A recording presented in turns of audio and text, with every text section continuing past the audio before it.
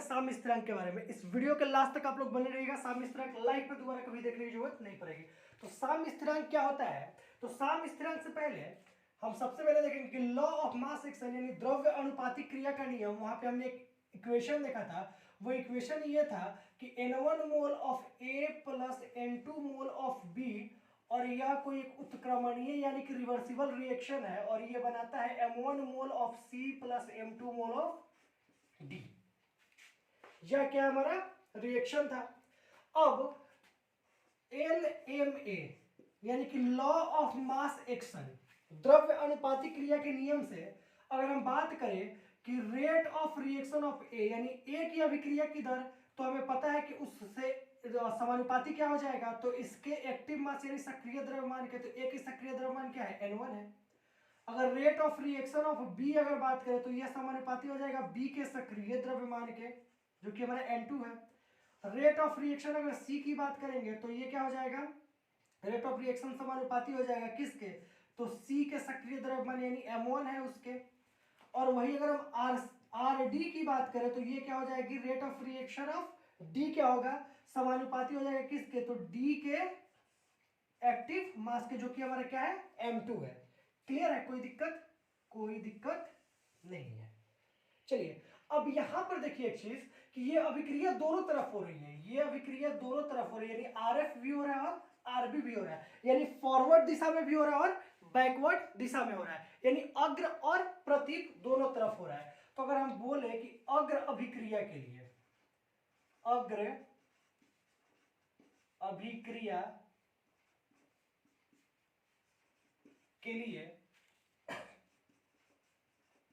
यानी कि अग्र अभिक्रिया के लिए आरएफ समानुपाती हो जाएगा किसके, तो आरएफ किसके समानुपाती होगा, तो यहाँ पे देखिएगा आरएफ किसके समानुपाती होगा, तो आरएफ समानुपाती होगा तो अग्र अभिक्रिया है उसके लिए प्रतिकार या क्रिया कारक हमारा कौन है, यही है ना, यानी कि ए इंटू बी, और ये क्या चला जाएगा ऊपर N1 और N2, क्योंकि द्रव्य अनुपातिक क्रिया का नियम कहता है कि किसी भी क्रिया में जो क्रिया कारक भाग लेते हैं उनके सक्रिय द्रव्यमान के गुणनफल के समानुपाती होता है। कौन सा? अभिक्रिया की दर, तो यानी rate of reaction of F यानी फॉरवर्ड यानी अग्र अभिक्रिया की गति समानुपाती है किसके, ए और बी के सक्रिय द्रव्यमान के। क्लियर है? कोई दिक्कत? अब यहाँ पे आर एफ है और ये साइन हटेगा, प्रोपोर्शनलिटी का साइन जब हटेगा तो यहाँ पे एक कांस्टेंट हम यूज कर लेते हैं जिसको बोलेंगे के एफ, और ये क्या हो जाएगा हमारा ए N1 बी N2। यहां तक बात आपको समझ में आ रही है बिल्कुल अच्छे से। अब अगर हम बात करें प्रतीप अभिक्रिया की, किसकी,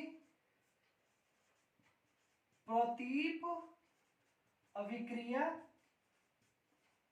के लिए, तो प्रतीप अभिक्रिया के लिए rate of reaction of b यानी कि बैकवर्ड रिएक्शन की अभिक्रिया की गति जो होगी ये क्या हो जाएगी, समानुपाती हो जाएगी किसके, तो किसके समानुपाती होगी, तो अब यहां पर जैसे ही ये बैकवर्ड रिएक्शन इस साइड में चल रहा है यानी कि क्रिया कारक हमारा कौन हो जाएगा, सी और डी हो जाएगा, तो यानी कि सी के M1 मोल इंटू डी के क्या हो जाएंगे, ये M2 मोल। अब यहां भी सेम वही है, आर बी है इक्वल्स टू का साइन प्रोपोर्शनलिटी हटेगा तो यहाँ पे हमें कांस्टेंट लेंगे के बी, और बाकी का सब कुछ सी रहेगा, M1 मोल और ये डी क्या हो जाएगी हमारा M2 मोल। क्लियर है? कोई दिक्कत? यहां तक समझ में आ गया बिल्कुल आप लोगों को? बहुत अच्छे तरीके से समझ गया है। अब चलिए यहां पर अगर हम बात करें इफ, या फिर आप बात करो कि साम्य अवस्था में, किसमें, साम्य अवस्था में, यानी एट इक्विलिब्रियम, एट इक्विलिब्रियम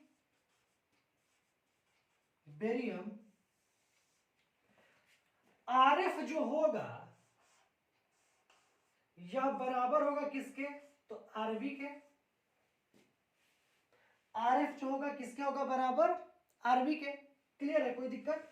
यानी कि फॉरवर्ड रिएक्शन, एक रिएक्शन इधर हो रही है फॉरवर्ड और एक बैकवर्ड रिएक्शन हो रही है, तो इसको हम आरएफ बोल रहे हैं, इसको क्या बोल रहे हैं, हम आरबी बोल रहे हैं। तो अगर कोई साम्य अवस्था में ये आ जा रहा है, अगर ये रिएक्शन साम्य अवस्था में आ रहा है, इक्विलिब्रियम स्टेट में आ जाएगा, इट मींस क्या होगा कि यह दोनों बराबर हो गया, यानी आर एफ इक्वल्स टू क्या हो गया, आर बी हो गया। तो वही हमने लिखा कि एट इक्विलिब्रियम साम्य अवस्था में आर एफ इक्वल्स टू क्या हो जाएगा, आर बी, या फिर इसको हम लोग ऐसे भी लिख सकते हैं। अब यहाँ पे आर एफ की वैल्यू क्या है, ध्यान देना, यहाँ पे आर एफ की वैल्यू क्या है यहाँ पर, तो के एफ क्या है, ध्यान देना यहाँ पर कि k f a n one B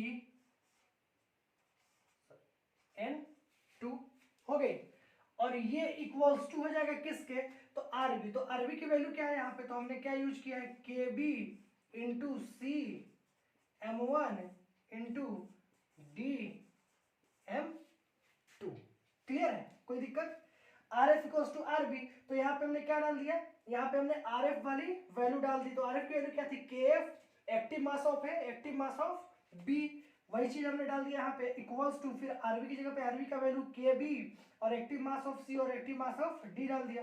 अब के एफ और के बी को आप एक तरफ अगर हम लोग कर देते हैं, यहाँ पे दिख रहा है आपको, मैं यहाँ पे लिख रहा हूँ, दिख रहा है, तो मान लो कि अगर के एफ बाई, अब के बी को इधर ले आओ, तो एफ बाई क्या हो जाएगा, के बी हो जाएगा, equals to active mass of c active mass of d, तो के बी इधर आएगा और ये ए वाला पोर्शन उधर चला जाएगा, यानी एक्टिव मास ऑफ ए और active mass of b. Clear है दोस्तों, के एफ बट्टा के बी बराबर क्या हो गया हमारा, active mass of c active mass of d divided by active mass of a into active mass of b. और ये जो हमारे के एफ बाई के बी है ना, के एफ बाई के बी, इसी के लिए हम लोग एक कांस्टेंट यूज करते हैं जिसको कि हम लोग बोलते हैं के सी। क्या बोलते हैं, के सी। क्लियर है, और ये जो के सी है इसको हम लोग क्या कहते हैं, साम्य स्थिरांक। यह क्या है हमारा, साम्य स्थिरांक। यही क्या है हमारा, इक्विलिब्रियम कांस्टेंट। ये जो के एफ बाई के बी के जगह पे, के एफ बाई के बी की जगह पे हमने क्या यूज किया, के सी यूज किया है। यही के सी हमारा क्या है, साम्य स्थिरांक है। क्या है हमारा, साम्य स्थिरांक है, जिसके के बारे में हम लोग पढ़ रहे हैं। क्लियर है, कोई दिक्कत, कोई दिक्कत नहीं है। तो एक बार जल्दी से फटाक से आप इसको नोट कीजिए।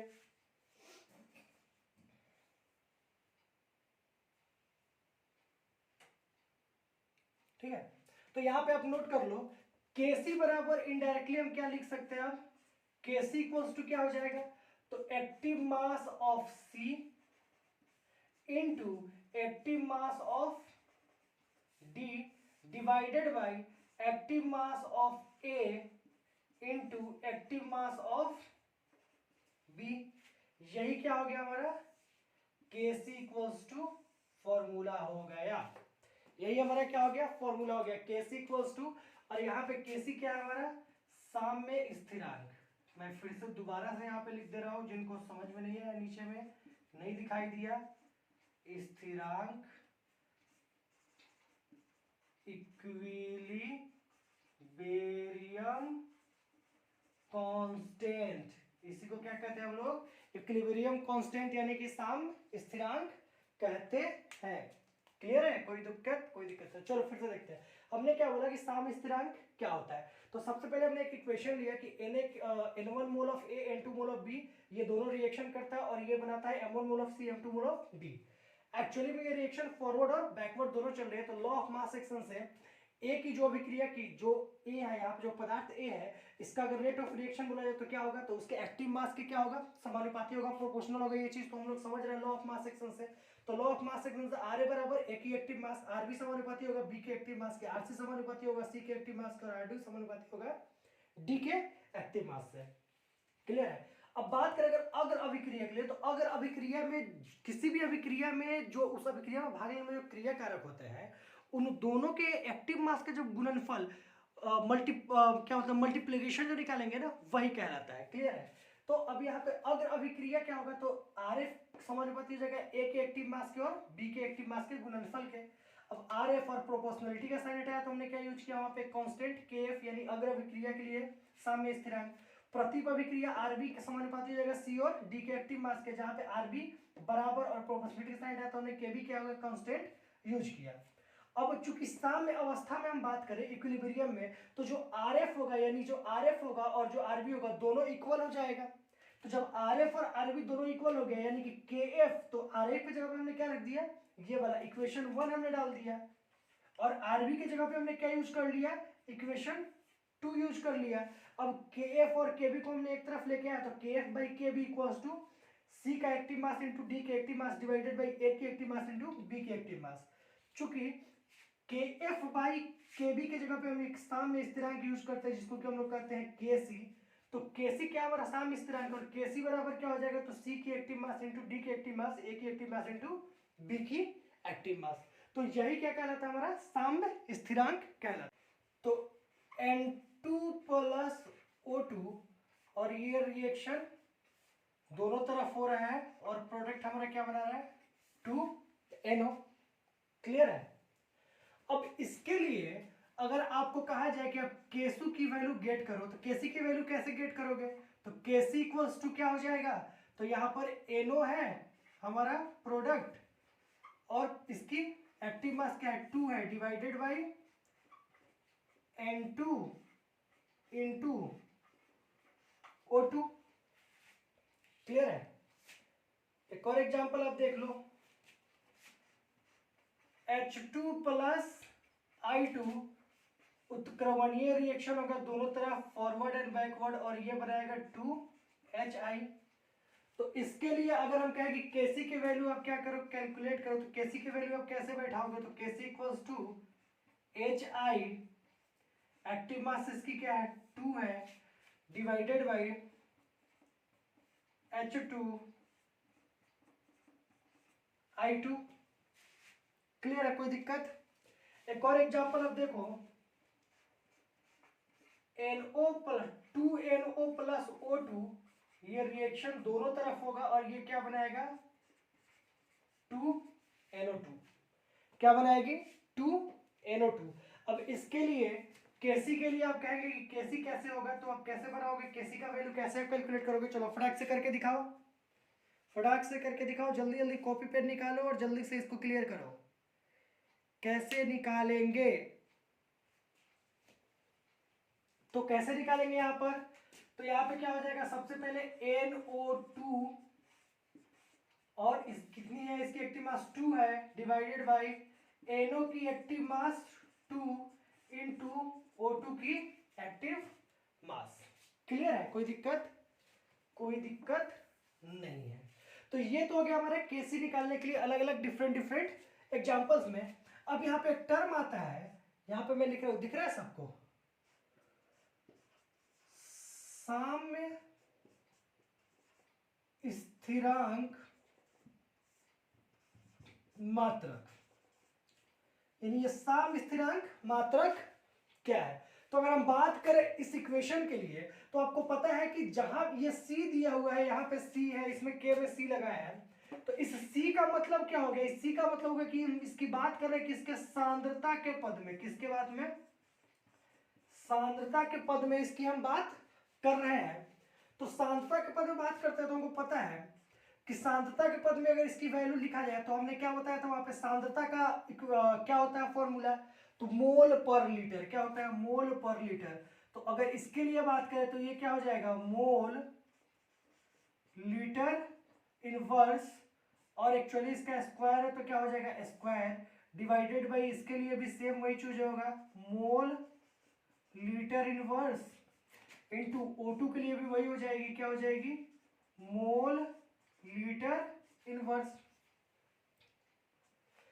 इससे एक कट गया, एक से एक कट गया, दो कट गया, यहां पे क्या बचेगा, तो कोई मात्रक नहीं बचेगी, कोई मात्रक नहीं।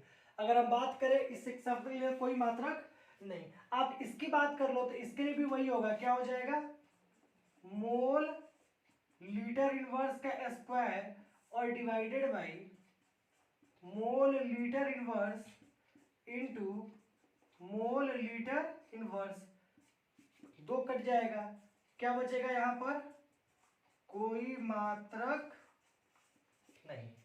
क्लियर है।